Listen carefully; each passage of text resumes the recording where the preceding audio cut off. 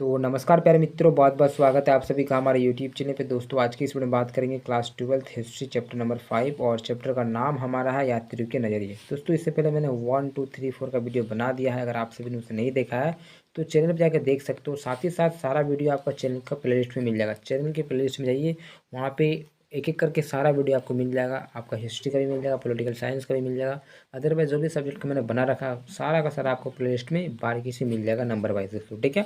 तो बात करते हैं पांचवा चैप्टर का पहला प्रश्न की। तो आज का जो पहला प्रश्न आप सभी का पूछा जा रहा है ना कि अलबरूनी का जन्म कहाँ हुआ था। दोस्तों जो अलबरूनी है ना, इसका जन्म हुआ था ख्वारिज़्म में। तो ऑप्शन जो आपका 1 दिखाई दे रहा है ख्वारिज़्म ए, वो आपका सही सा उत्तर होता है दोस्तों, ठीक है। अलबरूनी का जो जन्म हुआ था कहाँ हुआ था, ख्वारिज़्म में, ठीक। तो चलिए आगे बढ़ते हैं।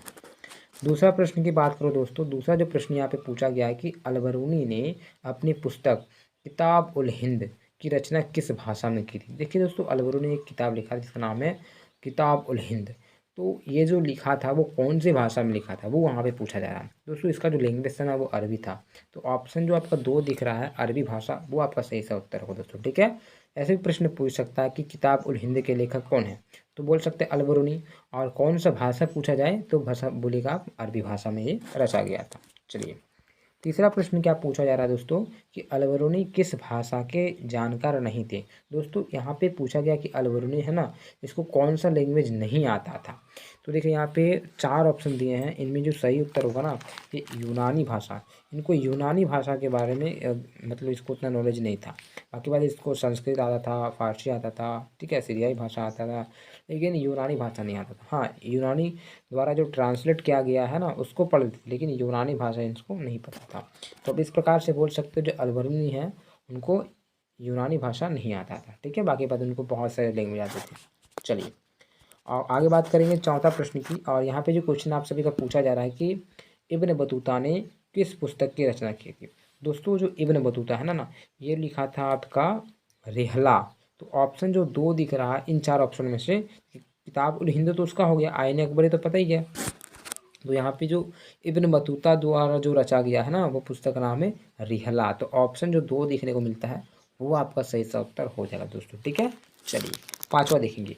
पांचवा प्रश्न आप सभी का क्या पूछा जा रहा है दोस्तों कि इब्न बतूता सिंध कब पहुंचा। दोस्तों जो इब्न बतूता है ना जो सिंध पहुंचे थे वो 1333 ईस्वी में पहुंचे थे।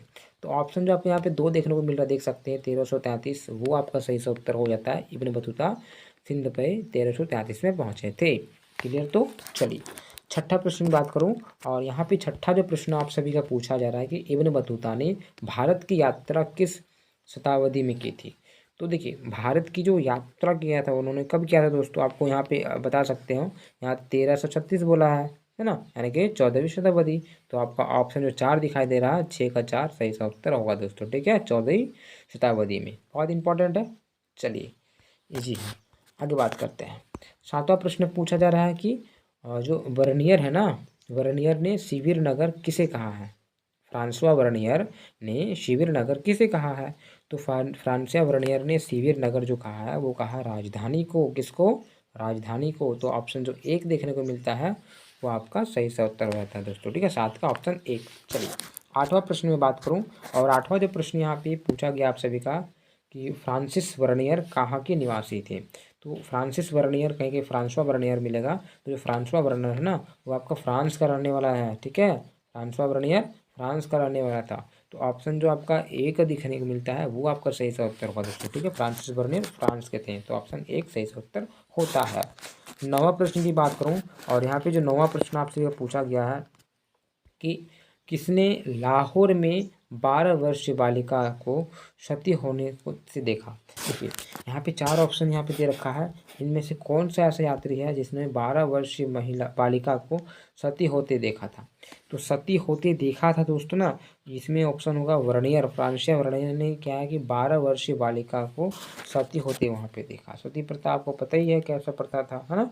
चलिए आगे बात करेंगे 10वां प्रश्न की। और 10वां जो प्रश्न यहाँ पे पूछा गया आप सभी का कि इब्न बतूता के अनुसार तारा, ठीक है, ताराबाद किस प्रकार का बाजार था। तो इब्न बतूता के अनुसार देखिए यहाँ पे इस चैप्टर में है क्या, चैप्टर को पहले समझिए क्या है।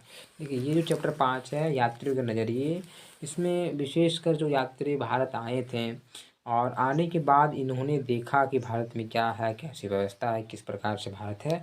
उन्होंने क्या किया, अपने अपने पुस्तकों में लिखा और भारत के बारे में वो बताने का प्रयास किया कि भारत ऐसा है, भारत वैसा है।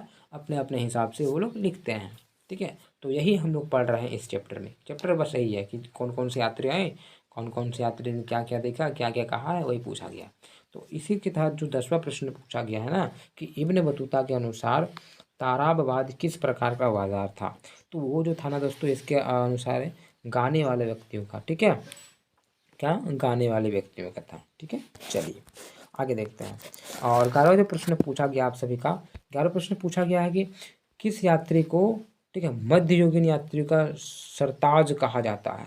तो मध्ययुगीन यात्रियों का जो सरताज कहा जाता है वो कहा जाता है मार्को पोलो को। किसको दोस्तों, मार्को पोलो को। तो ऑप्शन यहाँ पे जो 3 देखने को मिलता है मार्को पोलो, वो आपका सही सा उत्तर होगा दोस्तों। ठीक है, इसे मध्ययुगीन यात्रियों का सरताज भी कहा जाता है। तो ऑप्शन जो 3 दिख रहा है वो आपका सही सा उत्तर हो जाता है दोस्तों। ठीक है, अब बात करेंगे 12वां प्रश्न की। और उससे पहले जितने भी छात्र छात्रा हैं हमारे चैनल पर नए, चैनल को सब्सक्राइब कर लें। देखिए सब्सक्राइब करने से फ़ायदा क्या होगा कि जब भी मैं कोई भी वीडियो डालूंगा ना तो आपको बिना सर्च के भी आपका वहाँ नोटिफिकेशन जाएगा। जब भी कुछ भी मैं डालूँ, डालने से आपका वहाँ मैसेज चला जाएगा और आप वहाँ से देख सकते हो कि मैंने कौन सा वीडियो छोड़ा। तो आपको तुरंत पता चल जाएगा, चाहे वो रात्रि के समय हो चाहे सुबह का समय हो। ठीक है, आपको पता चल जाएगा कि नहीं नहीं ये सब वीडियो आ गया तो अब मैं इसको देख लूँगा, तो आपको पता चल जाएगा दोस्तों। ठीक है, चलिए और मित्रों को भी शेयर करें। 12वां प्रश्न की बात करूं और यहाँ पे 12वां जो प्रश्न पूछा गया है कि किस विदेशी यात्री ने भारतीय अध्ययन संबंधी, ठीक है, बाधाओं का वर्णन किया है। तो वो कौन सा यात्री है जिसने, विदेशी यात्री ने, ठीक है, भारतीय अध्ययन संबंधी बाधाओं का वर्णन किया है। तो वो किए हैं अल बरूनी। कौन दोस्तों, अल बरूनी, जिसका जन्म ख्वारिज़्म में हुआ था, है ना, किताबुल हिंद के लेखक। तो अल बरूनी आपका सही उत्तर ऑप्शन 1 हो जाता है दोस्तों। चलिए 13वां प्रश्न देखेंगे और 13वां जो प्रश्न पूछा गया है कि किस विदेशी यात्री ने भारत की डाक प्रणाली और संचार व्यवस्था का वर्णन किया है। तो जब आप लोग चैप्टर पढ़ रहे थे आपको पता ही है ना, तो ऐसा कौन सा यात्री है जिसने भारत का डाक जो प्रणाली है इसके बारे में और संचार व्यवस्था के बारे में वर्णन किया है। तो वो जो वर्णन किया है वो इब्न बतूता ने किया है। तो यहाँ पे डाक व्यवस्था 2 प्रकार से बोला गया था, बताया गया था ना। तो इब्न बतूता आपका सही सा उत्तर हो जाता है ऑप्शन नंबर 2 दोस्तों। ठीक है, 13 का ऑप्शन जो इब्न बतूता होगा दोस्तों। ठीक है, आप नाम को याद रखें, Al Biruni, Ibn Battuta, Francois Bernier, ये 3 इंपॉर्टेंट है इस चैप्टर में। मेरे लिए 3 ही नाम बहुत इंपॉर्टेंट है और तीनों के बारे में खासकर आप लोग जानकारी प्राप्त कर ले दोस्तों। ठीक है, चलिए 14वां प्रश्न देखेंगे और 14वां जो प्रश्न पूछा जा रहा है कि इब्न बतूता ने राजदूत के रूप में किस देश की यात्रा की थी। ठीक है, तो यहाँ पे जो इब्न बतूता है राजदूत के रूप में किस देश में यात्रा की है।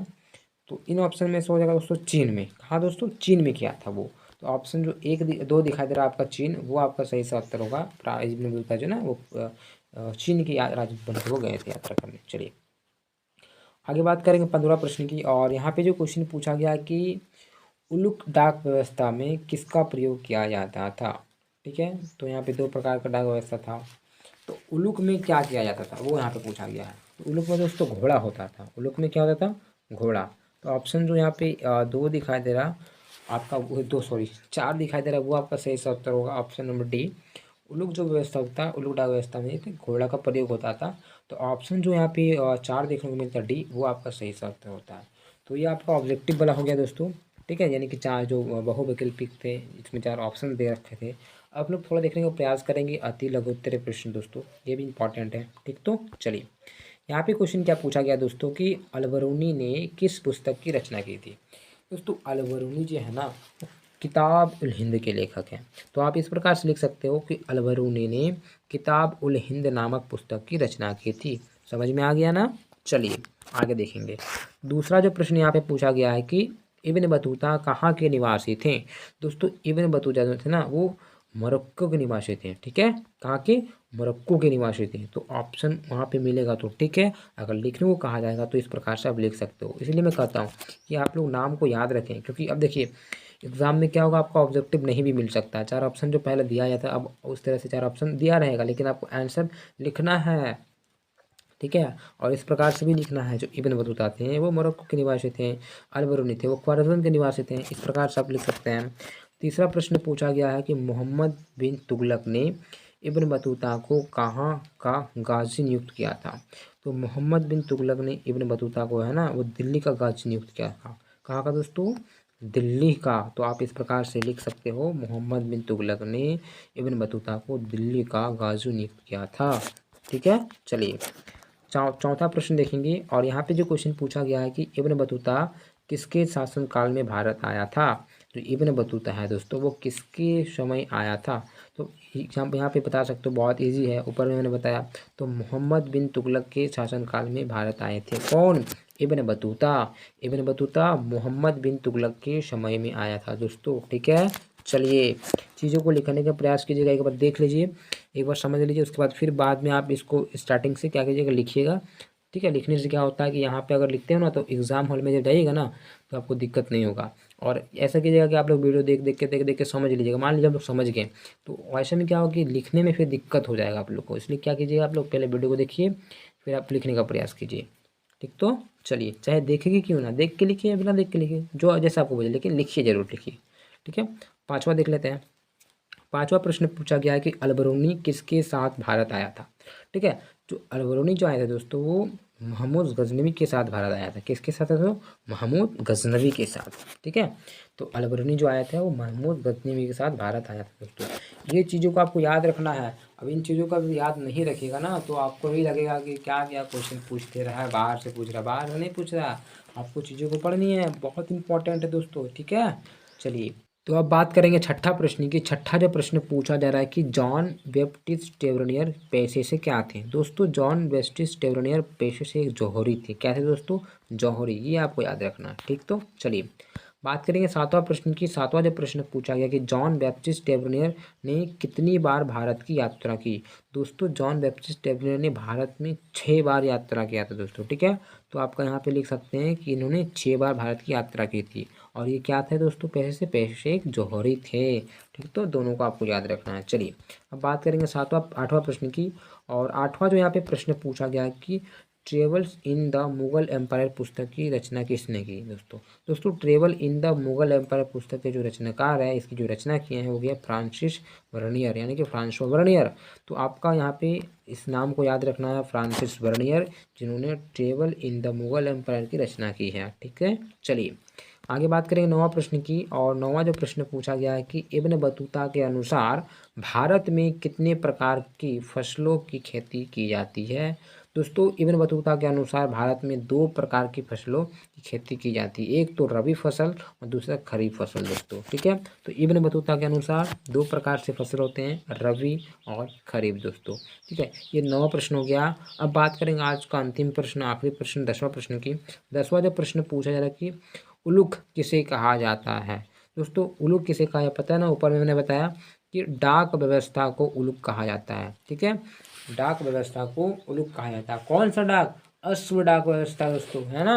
अश्व डाक व्यवस्था को उलूख कहा जाता है दोस्तों। अश्व का मतलब घोड़ा, घोड़ा का प्रयोग होता था, तो अश्व डाक व्यवस्था को आपका उलूख कहा जाता है। ये आपको याद रखना है दोस्तों। तो इस प्रकार से आपका जो 10वां प्रश्न होता है वो समाप्त होता है। और चैप्टर नंबर 5 का जो इंपॉर्टेंट क्वेश्चन बन रहा था 1 नंबर टाइप्स का, वो भी हो जाता है दोस्तों। इसके बाद बड़ा बड़ा क्वेश्चन भी आएगा, आपका टेंशन मत लीजिए। आप लोग सिर्फ चैनल से जुड़े रहें और इसी प्रकार से अपने मित्रों के साथ शेयर करें दोस्तों, ताकि क्या है कि हर एक चैप्टर के जब हम लोग क्वेश्चन कर लेंगे ना तो परीक्षा में कोई सा भी क्वेश्चन छूटेगा नहीं। इसके बाद जब मैं इंपॉर्टेंट क्वेश्चन लाऊंगा ना तो अपने आप वो बनने लगेगा। अब अचानक से इंपॉर्टेंट क्वेश्चन करने लगेंगे तो कुछ समझ नहीं आएगा, इसलिए हम सबसे पहले चैप्टर वाइज कर लेते हैं। और मेरा ये जो 1 नंबर टाइप का क्वेश्चन बताने का जो ये है ना, मैन ये है कि आपको मैं 1 नंबर टाइप का जो क्वेश्चन बताऊँ उसमें से कुछ समझाते चलूँ, तो थोड़ा थोड़ा तो आप लोग समझ रहे हैं। इसके बाद हम लोग बड़ा में उतरेंगे लॉन्ग लॉन्ग क्वेश्चन में, तो उसमें और बेहतरीन से अच्छे से समझ में आएगा। ठीक है, और इंपॉर्टेंट क्वेश्चन जब आएगा तो समझ जाइएगा पूरा का पूरा, जब इसको हम लोग करके रखेंगे चैप्टर वाइज। ठीक है, तो इसी तरह से आप लोग हर एक चैप्टर का वीडियो देखें। नहीं मिल रहा है वीडियो, अंदर चल गया हो कोई बात नहीं, ये वीडियो तो बहुत अपलोडिंग हो रहा होगा, तो आप क्या कीजिए चैनल के प्ले लिस्ट में जाइए। प्ले लिस्ट में आपका जैसे ही आप देखिए क्लास 12 हिस्ट्री, उस पर क्लिक कीजिए, क्लास 12 हिस्ट्री का सारा वीडियो आपको वहाँ पे मिल जाने वाला है। पॉलिटिकल देखना है, पॉलिटिकल देखिए वहाँ पे क्लास 12 पॉलिटिकल साइंस, ठीक है, पॉलिटिकल साइंस का सारा वीडियो वहाँ पे मिल जाएगा। तो आपको टेंशन लेना नहीं है, आप जाके प्ले लिस्ट में चेक कीजिए, है ना। और चैनल से जुड़े रहें दोस्तों। ठीक है, इसी प्रकार से हम लोग दूसरे वीडियो मिलते हैं। जय हिंद, जय भारत।